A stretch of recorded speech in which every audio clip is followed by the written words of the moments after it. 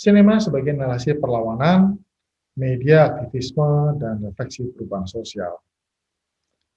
Agaknya kita perlu menegaskan kembali terlebih dahulu, setiap upaya promosi dan pengarahan perubahan sosial, politik, budaya, ekonomi, juga sektor-sektor yang lebih spesifik seperti hak asasi manusia, lingkungan, gender, LGBT, perempuan, anak, dan buruh, yang semuanya itu berkumpul dalam satu fase aktivisme.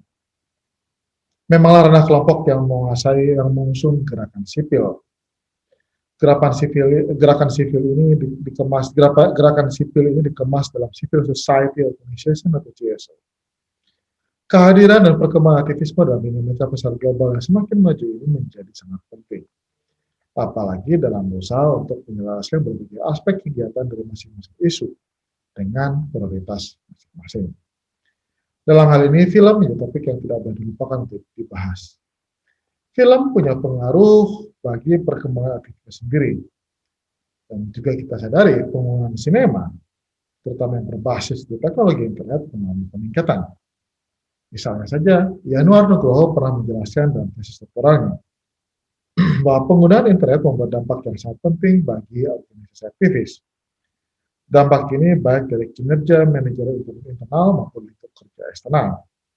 Yang dimaksud dengan eksternal adalah perluasan jaringan gerakan sosial dan keterlibatan sosial politik di negaranya. Selain itu, penggunaan teknologi media oleh kegiatan aktivisme juga semakin berkembang di regional. Gerakan sipil mulai muncul dari komunitas yang melek media, mendiskusikan nilai-nilai sebagai strategi bagi perkembangan era global. Bahkan komunitas-komunitas ini memunculkan gelombang penyalahgunaan secara kreatif atau creatively misuse atas film. Ini merupakan inisiatif dan pelakuan yang bisa dibilang mungkin menyimpang dari sudut pandang kelahiran sinema, tapi hadir sebagai satu yang segar yang tidak pernah dibayangkan sebelumnya.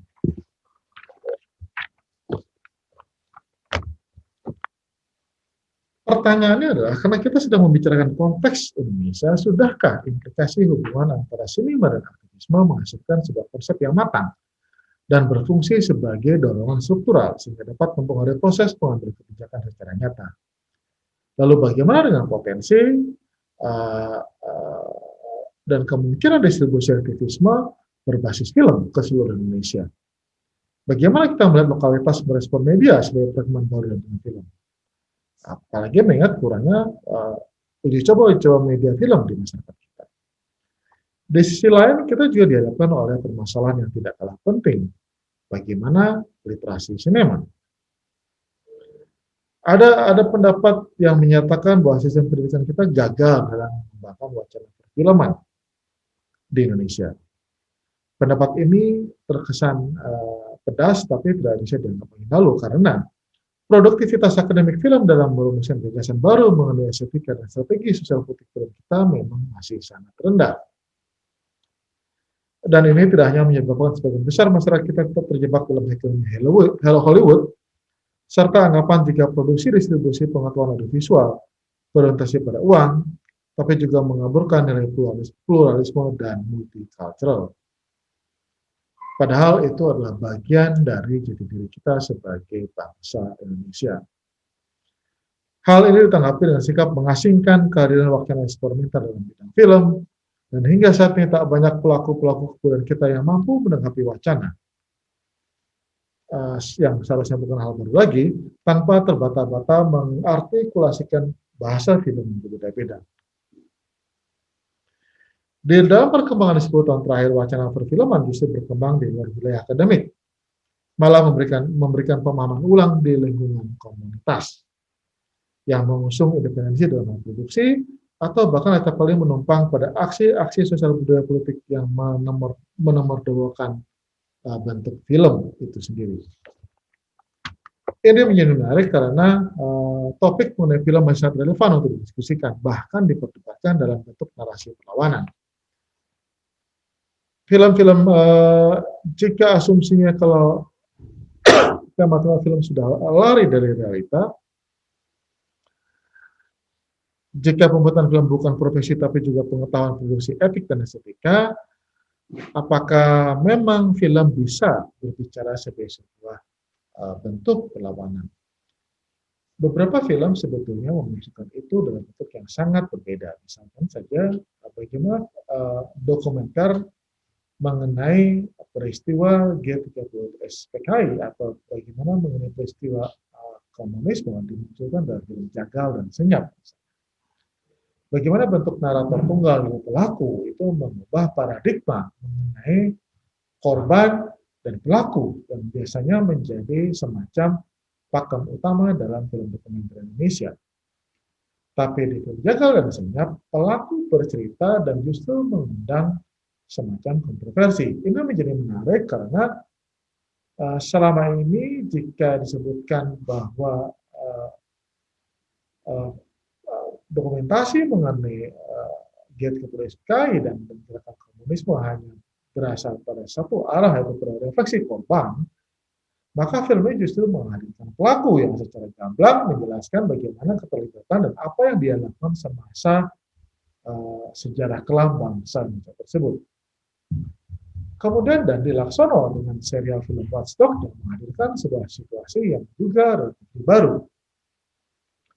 Dandi menghadirkan seri film-film dokumenter yang menempatkan subjek pada struktur yang berbeda, yaitu masyarakat yang lemah dalam konteks perimbangan kekuatan politik ekonomi dengan penguasa. Dandi Laksono juga berhasil memanfaatkan medium internet, YouTube, sebagai sebuah bentuk narasi perlawanan. Dandi dan film-filmnya berhasil membentuk sebuah kolektif sinema dengan membentuk semacam kelompok-kelompok di luar kelompok-kelompok konvensional yang terbentuk hanya karena mereka ingin menonton film-film karya Dandi. Belum pernah terjadi dalam catatan sejarah ada sekian ribu pemutaran dan menonton secara bersama-sama atau misbar atau nobar di ribuan tempat di Indonesia dan di luar negeri untuk menonton sebuah film yang seharusnya bisa ditonton secara personal melalui YouTube. Gerakan kolektif menonton inilah menjadi semacam manifestasi dari perlawanan. Sinema pada akhirnya muncul sebagai bentuk sebuah aktivisme dan juga sebagai bentuk refleksi perubahan sosial. Film Sexy Killers misalnya dianggap menjadi sebuah titik balik dari bagaimana masyarakat calon pemilih melihat pasangan calon presiden dan calon wakil presiden pada pemilu 2019. Sinema pada akhirnya menjelma menjadi sesuatu yang lebih kritikal, yang lebih luas, dan tentu lebih berguna bagi masyarakat.